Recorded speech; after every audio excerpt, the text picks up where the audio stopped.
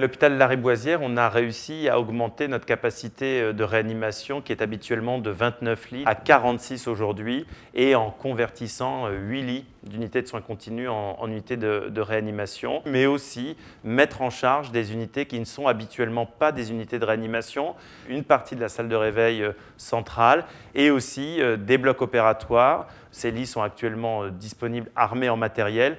Reste à venir les moyens humains pour les faire tourner.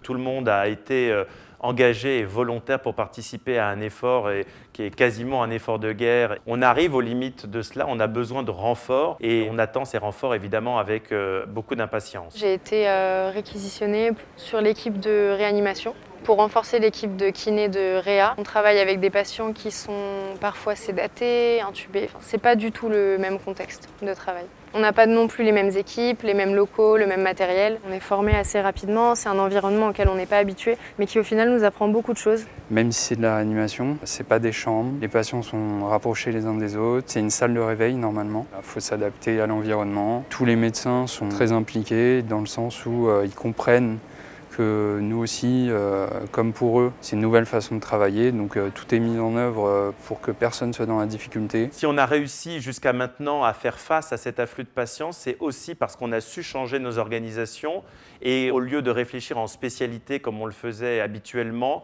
on a beaucoup plus réfléchi en typologie de patients avec une organisation centrée d'une part sur le soin critique, par ailleurs sur le soin non critique et à l'intérieur de ces deux grands ensembles, les patients Covid et les patients non Covid.